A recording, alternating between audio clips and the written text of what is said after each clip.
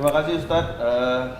Sebelum kita memulai nanti ada diskusi dan tanya jawab, kami persilakan Ustadz untuk minum dan makan sejenak. Kami telah merangkum Ustadz, di sini sudah kami himpun beberapa pertanyaan. Yang pertama Ustadz, dari Bapak Deputi Direktur Wilayah Pak Umardin. Yang pertama pertanyaannya adalah, semua konflik perlu kita selesaikan, perlu dicarikan jalan keluarnya. Terkadang kita tidak menemukan hakim atau pihak yang mendamaikan dengan memutuskan perkara secara adil, menguntungkan kedua belah pihak. Pertanyaannya, bagaimana sikap kita jika tidak menemukan keputusan yang tidak sesuai? Apa solusinya menurut Al-Quran? Pak Umardin Lubis, ketika terjadi suatu konflik, ternyata kita tidak bisa memuaskan semua orang.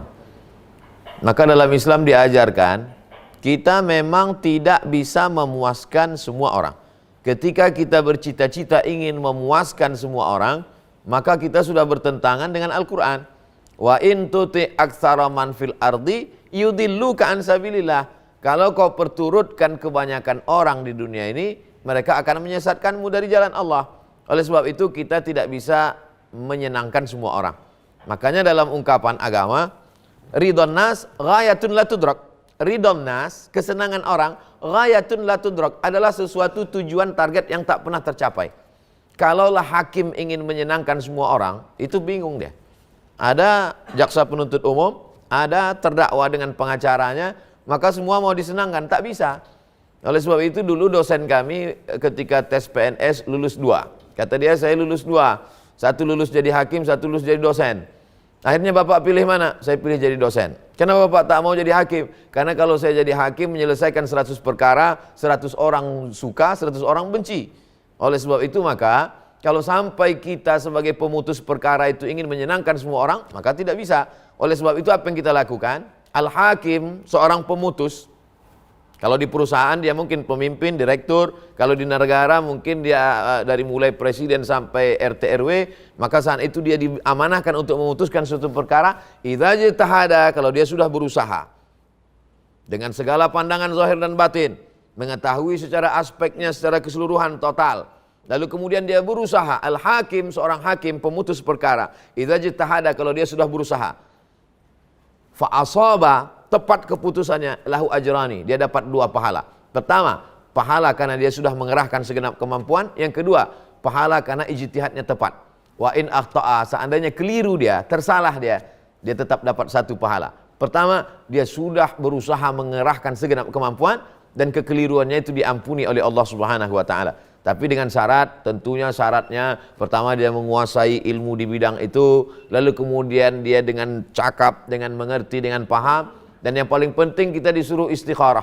Karena ada signal dari kita, dari Allah turun ke kita, ma khaba man istakhara, tidak akan sia-sia orang yang mau istikharah, wa ma nadima man istasyara, tidak akan menyesal orang yang mau musyawarah. Nabi Muhammad pun disuruh musyawarah. Wasyawirhum fil amri. Wahai Muhammad sallallahu alaihi wasallam, ajak mereka bermusyawarah. Padahal Nabi Muhammad itu kalau memutuskan suatu perkara absolut tak terbantahkan, langsung dari Jibril alaihissalam. Tapi kalau kita lihat dalam perjalanannya, Allah menyuruh dia, wasyawirhum fil amri, ajak mereka bermusyawarah. Fa idza azamta, kalau kau sudah tekad, kalau sudah buat, fatawakkal 'alallah, bertawakkallah kepada Allah. Jadi sebelum memutuskan, musyawarah, mengambil semua pendapat, bertanya kepada pakar, jangan lupa istikharah, berdoa minta bimbingan Allah, jangan sampai tersilap dan tersalah. Tapi kalau sudah sampai pada keputusan, fa idza azamta, kalau kau sudah azam tekad, fatawakkal 'alallah, bertawakkallah kepada Allah. Anjing menggonggong, kapilah berlalu. Karena kalau didengarkan bisikan semua orang, tidak akan pernah bisa kita menyenangkan semua orang. Saya kira demikian. Baik Ustaz, terima kasih. Selanjutnya pertanyaan ini saya gabung Ustaz terkait waktu juga. Ada Pak Kurniadi, Pak Eriadi, dan saya juga Ustaz bertanya di sini. Pertama, bagaimana kita dapat selalu terhindar dari fitnah orang-orang kafir ataupun munafik? Dan juga dalam pekerjaan Ustaz ada jenjang karir Ustaz. Jadi ketika kita melihat rekan kerja kita, sekarang Ustaz banyak yang muda menjadi di atas dari yang mungkin masa kerjanya lebih senior. Bagaimana cara menenteramkan hati-hati ketika kita melihat rezeki orang Ustaz mungkin lebih bagus? Mohon. Terima kasih Ustaz. Dua pertanyaan. Pertanyaan pertama,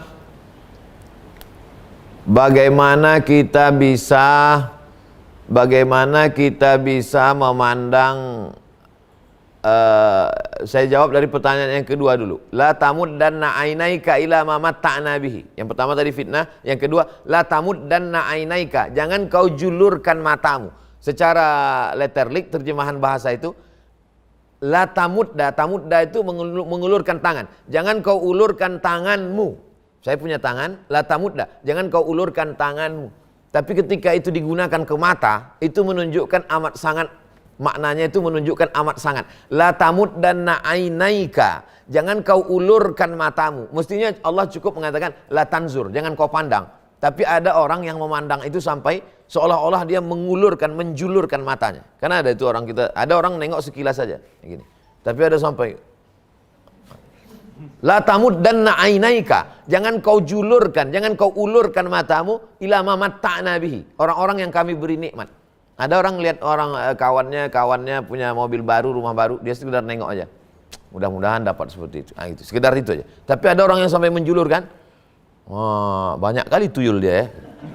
Nah, itu. Maka dalam Islam itu diajarkan la tamuddanna ainaika.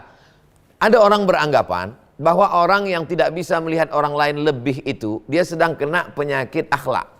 Moralnya terganggu, etikanya, budi pekertinya. Tapi sebenarnya kalau kita teliti lebih dalam, itu bukan masalah akhlak, itu masalah tauhid. Jadi kalau ada orang tidak sanggup, tidak bisa menerima orang lain lebih dari dia, sesungguhnya masalah dia adalah masalah tauhid. Maka dia tidak bisa menerima keadilan Allah Subhanahu wa taala. Hidup ini kan seperti ini. Ada yang lebih tinggi, ada yang sedang, ada yang lebih rendah. Rezeki juga begitu. Ada yang lebih, ada yang sedang, ada yang kurang. Wajah juga begitu. Ada yang lebih ganteng, ada yang setengah ganteng, ada yang kurang ganteng. Nah, jangan disebut jelek, meninggal dia langsung. Oleh sebab itu kata Allah SWT, kalau kita sadari ini, tapi kita tidak boleh menyepelekan diri. Kalau kita sudah mengerahkan segenap kemampuan kita, ternyata itulah target batas terakhir, maka berarti itulah kehendak Allah SWT. Tapi kita tidak berserah kepada ketetapan Allah. Maka dalam Islam itu ada yang disebut dengan ahlus sunnah wal jamaah, berpegang dengan sunnah Rasulullah SAW. Berusaha, berikhtiar, setelah dapat, berarti itulah yang dijanjikan Allah SWT. Bahwa ada orang lain lebih, kita ikut merasa senang dengan dia. Makanya puncak iman dalam Islam diajarkan, la yu'minu ahadukum, kamu tak beriman hatta yuhibba li akhi, sampai kau senang apa yang dimiliki saudaramu, kau ikut senang. Ini memang berat. Makanya kita disuruh mendoakan dia. Ada orang yang menikah, punya anak, kita diundangnya akikah, kita doakan dia, barakallahu laka fil mauhub. Artinya kita ikut senang dengan kesenangan dia. Ada orang punya harta, kita ikut mendoakan dia, barakallahu laka fima a'taita. Semoga Allah memberikan berkah pada harta yang engkau miliki, yang diamanahkan Allah Subhanahu wa taala. Makanya yang paling baik itu adalah kita ikut merasa senang dengan kesenangan orang lain. Adapun orang yang tidak bisa senang dengan kesenangan orang lain, itu yang disebut dalam Al-Qur'an, in tamsaskum hasanatun tasuhum. Kalau kamu dapat nikmat, mereka susah hati. Wa in tusibukum sayyi'atun yafrahu biha. Tapi kalau kamu dapat musibah, mereka senangnya bukan main. Jadi sudah dituliskan semua itu dalam Quran. Cuman masalahnya kita baca Quran ini hanya untuk ngusir hantu jembalang tanah. Padahal kalau kita baca Quran, dia bercerita tentang konflik, dia bercerita tentang bagaimana kesucian jiwa, dia bercerita tentang bagaimana kita menyikapi orang lain dapat nikmat.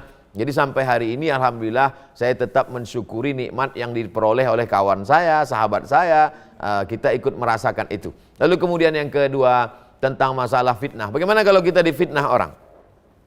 Kita hanya bisa melakukan in ja'akum fasiqun binaba'in. Kalau datang orang memfitnah kamu, fatabayyanu, klarifikasi. Dan klarifikasi cukup sekali saja. Assalamualaikum warahmatullahi wabarakatuh. Ada fitnah yang ditujukan kepada saya, maka klarifikasi saya 1, 2, 3. Kalau dia terkait dengan orang, kita ajak dia. Kita ajak dia dialog, duduk bersama, supaya jangan sampai terjadi sesuatu hal yang tak diinginkan. Ada orang pihak ketiga di situ. Ada saatnya pihak ketiga ini penting. Kita dudukkan dia untuk menjadi penengah di antara kita.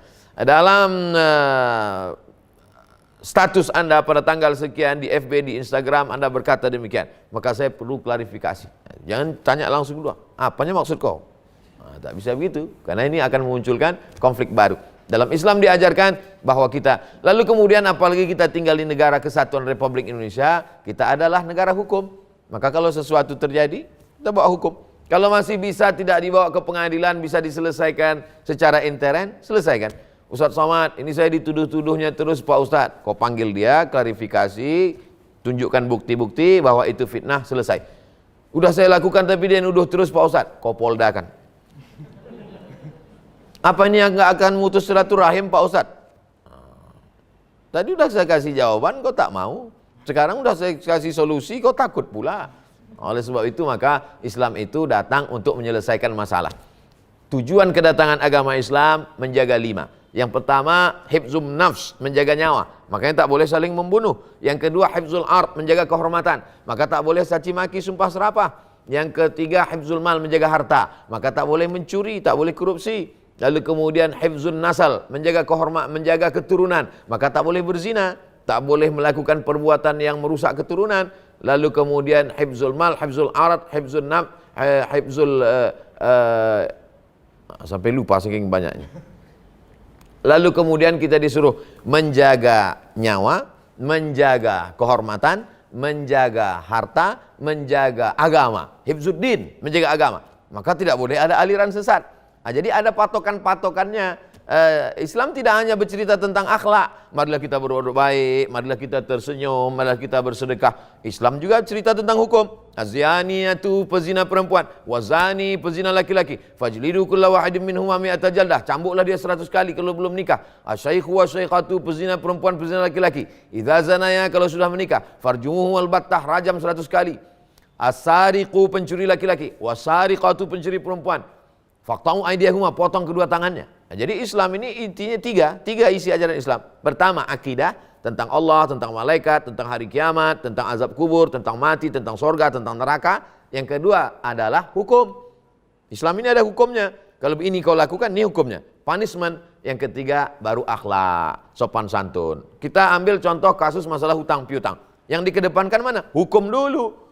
Iza tadayantum bidainin ila ajalim musamma. Kalau kau menjalin transaksi hutang piutang sampai batas waktu tertentu, faktubuh, tulis, hukum. Kapan kau bayar? Tanggal 1 Januari 2021. Oke. Tapi ketika hukum ini mentok, tidak bisa, ada barang dia disita, ini hukum. Tapi ketika dia sudah terpojok, tidak bisa, baru akhlak. Akhlak itu terakhir.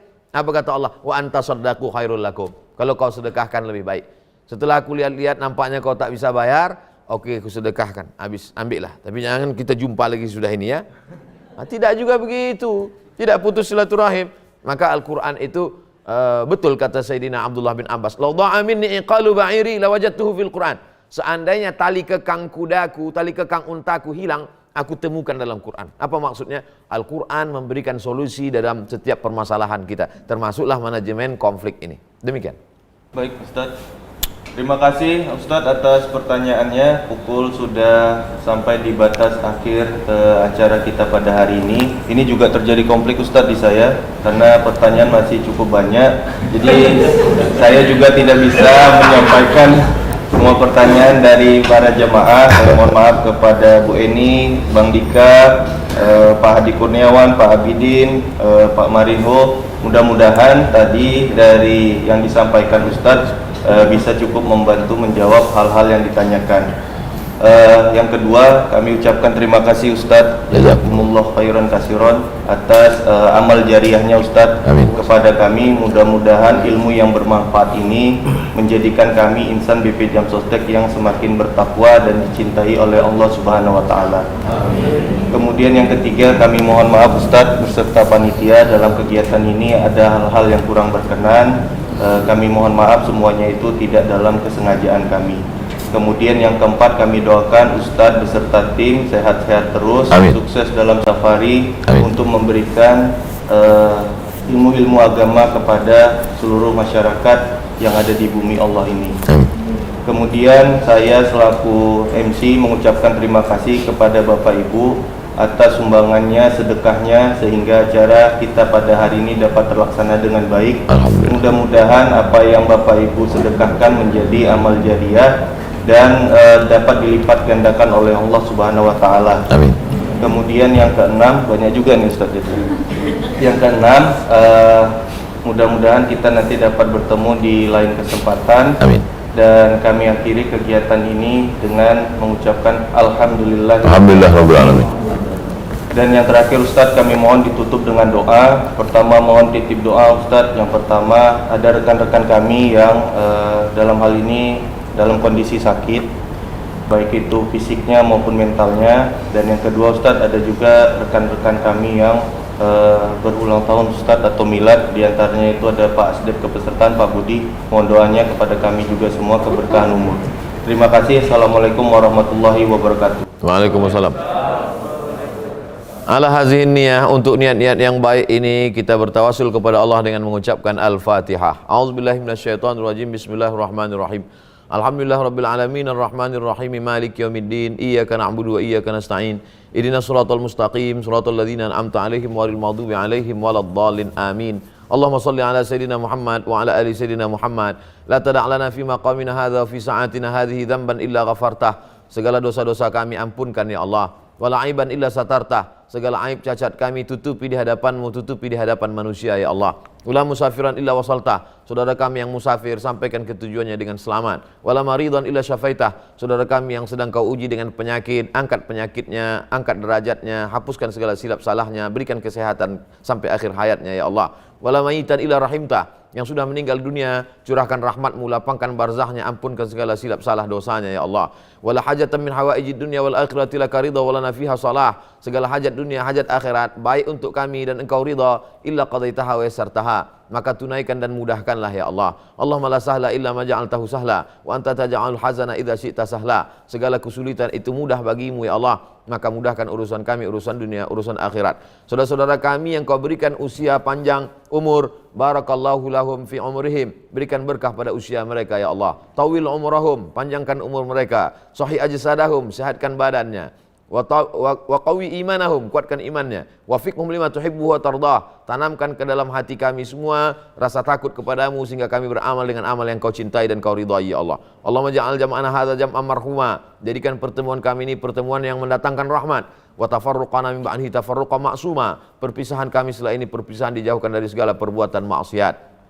Allah marzuqnal istiqamata ala syari'atil gharra wa tariqatil bayda, berikan kami istiqamah sampai akhir hayat. Allah makhtim lana bi husnil khatimah wa la takhtim alaina bi su'il khatimah. Rabbana fil lana dzunubana, ampunkan dosa kami, wali abaina ayah kami, wali ummahatina ibu kami, wali azwajina keluarga kami, wali dzurriyyatina anak cucu keturunan kami, wali ikhwanina saudara-saudara kami yang tidak pernah dapat kami balas kebaikan mereka ya Allah. Allah makhtim lana bi husnil khatimah wa la takhtim alaina bi su'il khatimah. Rabbana atina fid dunya hasanah wa fil akhirati hasanah wa qina adzabannar. Wa sallallahu ala sayidina Muhammad wa ala alihi wa sahbihi wasallam. Walhamdulillah rabbil alamin. Taqabbalallahu minkum, taqabbal minna ya karim. Wassalamualaikum warahmatullahi wabarakatuh. Waalaikumsalam.